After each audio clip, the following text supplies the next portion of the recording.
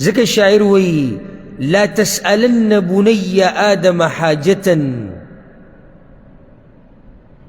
شاعر وی دا آدم دا بچین سمغوارا وصل الذي ابوابه لا تحجبو غواړه د هغه چا نه چې دروازې د هغه نه د هغه د در نه بندېږي او نه پې چوکیداران شته او نه پې نور څه شته، دروازې کولاوي دي.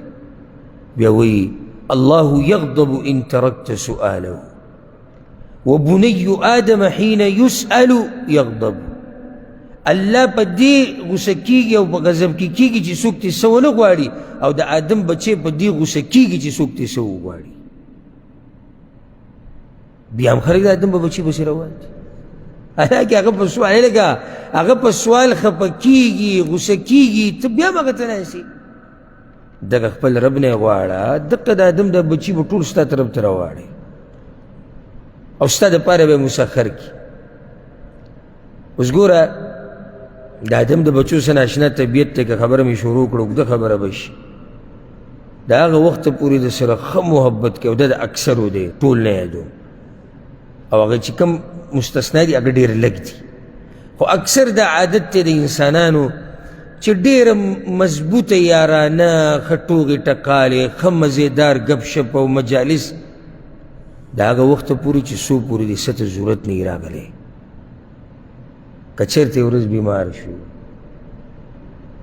یا یو ورځ د قرض ته ضرورت راغی یا ګاډي ته دې ضرورت راغی یا بلې منډې ته دې ضرورت راغی یا بلې ته راغی یا بلې ته راغی، بیا دقه د تا سره چې خندل را خندل د دوی د مخونو رنګونه بدل شي.